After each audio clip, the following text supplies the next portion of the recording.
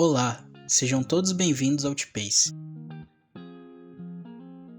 O nosso objetivo é projetar um sistema de armazenamento de energia para possibilitar o abastecimento energético contínuo de uma unidade básica de saúde, em locais afastados utilizando placas fotovoltaicas. A nossa motivação para desenvolver este projeto se deve a fatores como a crescente demanda por energia elétrica que, segundo a empresa de pesquisa energética, até 2029 deve possuir um crescimento de 3,6% ao ano. Há também a recente crise energética causada pela baixa nos níveis dos reservatórios de água das usinas hidrelétricas, responsáveis pela maior parte da geração de energia do país, ao mesmo tempo em que o Brasil passa por sua maior crise sanitária e hospitalar. Sendo assim, decidimos então voltar as atenções para o abastecimento energético na área da saúde, em locais afastados onde há grande carência em recursos de infraestrutura. Mas como está distribuída atualmente a matriz energética brasileira? Segundo a EPE, atualmente 48,4% das fontes de geração de energia são renováveis, como usinas hidrelétricas, termoelétricas com biomassa de cana e lenha, entre outros. E 51,6% dessas fontes não são renováveis, como usinas nucleares e termoelétricas abastecidas com carvão mineral, gás natural, petróleo e seus derivados. E qual o impacto ambiental das fontes de energia não renováveis? Como podemos observar, a partir do ano de 2014 houve uma tendência de redução na emissão de dióxido de carbono, que pode ser explicada pelo aumento da produtividade e disponibilidade das fontes de energias renováveis não poluentes. Dentre elas, destacam-se a eólica e principalmente a solar, cujo crescimento entre os anos de 2019 e 2020 foi de 61,5% de energia produzida e de 32,9% de capacidade disponível. Decidimos então pesquisar um pouco mais sobre as placas fotovoltaicas, a fim de descobrirmos os motivos por trás desse aumento. Dentre as vantagens estão a utilização de uma fonte de geração infinita e inesgotável que é o Sol, a vida útil relativamente longa, sendo superior a 25 anos em média, a viabilidade econômica, pois o valor dos painéis solares vem diminuindo progressivamente ano após ano, exige pouca manutenção e tem baixo impacto ambiental. Dentre as desvantagens temos a dependência de algumas condições climáticas para obtenção de um bom rendimento e a intermitência na geração de energia, onde não há produção durante a noite.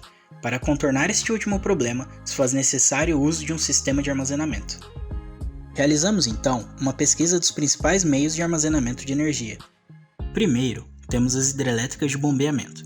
Seu funcionamento consiste no bombeamento de água de um nível mais baixo de volta para um reservatório superior através de um conduto forçado. Esse sistema possui grande capacidade de armazenamento e bom rendimento. Entretanto, tem um custo alto em sua construção, uma infraestrutura específica que requer terrenos com grandes relevos para seu funcionamento e sua limitação de aplicação, sendo mais indicada para instalações de grande porte. Temos também as baterias eletroquímicas, que armazenam energia através do processo de oxirredução, possuem baixo custo e a rápida implementação como vantagens, mas em contrapartida, sofrem grande influência das condições externas, têm um alto custo de manutenção e têm grande impacto ambiental. E por fim, o CAIS, que vem da sigla em inglês Compressed Air Energy Storage, ou armazenamento de energia por ar comprimido, que comprime o ar em um reservatório que posteriormente será usado para movimentar a turbina de um gerador. Possui grande capacidade de armazenamento, baixo impacto ambiental, não sofre grandes interferências do ambiente externo e não depende de um relevo específico para ser implantado, porém, possui um rendimento abaixo da média e um custo elevado. Ao analisarmos esses meios de armazenamento, utilizamos a matriz de decisão AHP para decidirmos a opção mais viável, escolhendo então o sistema CAIS como meio de armazenamento de energia para este projeto. O seu funcionamento consiste em utilizar do excedente de energia gerada durante os períodos de menor demanda para acionar um conjunto de compressores, responsáveis por comprimir o ar atmosférico através de um sistema de troca de calor, que, na fase de compressão, irá retirar calor do ar e, em seguida, um novo conjunto de compressores irá comprimir o ar resfriado em um reservatório de alta pressão. Quando a demanda de energia supera a geração da fonte primária, o ar confinado no reservatório é liberado e passa novamente pelo sistema de troca de calor, que irá fornecer calor ao ar liberado. Em seguida, o ar passa por uma sequência de turbinas de diferentes pressões, responsáveis pela rotação de gerador elétrico, e em seguida é liberado para a atmosfera. Buscando modelos de validação do sistema CAIS, analisamos sua linha do tempo. Sua primeira patente foi registrada nos anos 40. Se deu início então ao desenvolvimento da primeira planta CAIS no mundo, a planta de Hantorf, que passou a operar em 1978 e continua em atividade até os dias de hoje, armazenando ar comprimido em 2 cavernas de sal.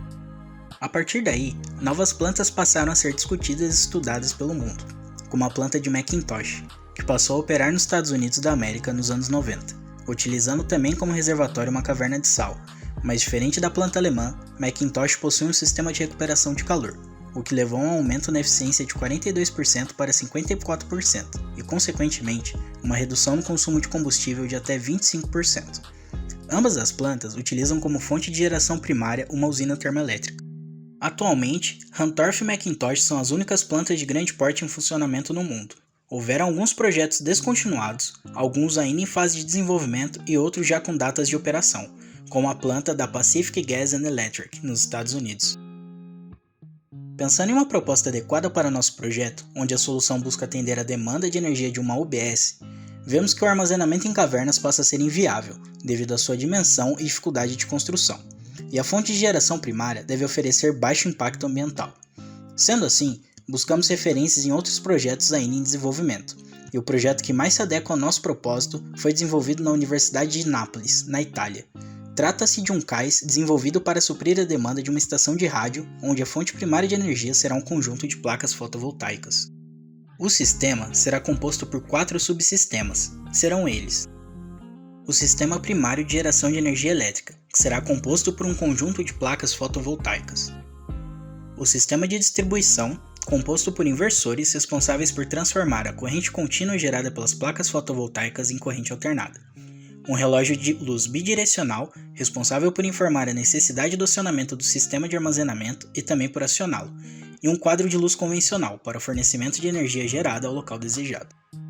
O sistema de armazenamento cais, composto por um motor elétrico que será responsável pelo funcionamento dos estágios de compressão, os compressores de ar, responsáveis pela compressão do ar dentro do vaso de pressão, o vaso de pressão, que será responsável por armazenar o ar comprimido, a turbina, que será responsável pelo acionamento do gerador, e o gerador, que será responsável pela conversão de energia cinética em energia elétrica. E por fim, o sistema de reaproveitamento de calor, composto por intercoolers responsáveis por retirar o calor do ar em sua fase de compressão e também por fornecer calor ao ar em sua fase de expansão, aumentando assim o rendimento do sistema. Mas e quanto ao local de aplicação? Escolhemos alguns critérios para selecionar quais seriam as melhores opções de locais para nosso projeto. Dentre os critérios selecionados, temos a dificuldade de acesso, a incidência de luz solar, a porcentagem de população que não tem acesso à energia elétrica e o IDH médio da região. A partir desses critérios, chegamos a 2 cidades previamente selecionadas. A primeira delas é Melgaço, no Pará, que tem estimado mais de 90% da população sem acesso à energia elétrica e o pior IDH médio do Brasil. E também São Francisco de Assis, no Piauí, com alto índice de incidência de luz solar e o pior IDH médio do Nordeste. Os próximos passos para o desenvolvimento deste projeto serão a análise dos modos de falha, a validação do projeto com a legislação brasileira, a validação de sua implementação no local estudado, cálculos e simulações para a validação do funcionamento do sistema, desenhos em CAD 3D e 2D com as dimensões finais do projeto e, por fim, um levantamento detalhado de seus custos. Gostaríamos de agradecer o professor Dr. Paulo Eduardo de Mello, primeiramente por aceitar nos orientar e por nos direcionar da melhor forma possível desde então. Agradecemos também ao professor Dr. Arnaldo Forgas e ao amigo Pedro Muniz por ter nos ajudado com o desenvolvimento do projeto. Por fim, agradecemos a todos os membros do grupo pela participação e entrega nesses últimos meses.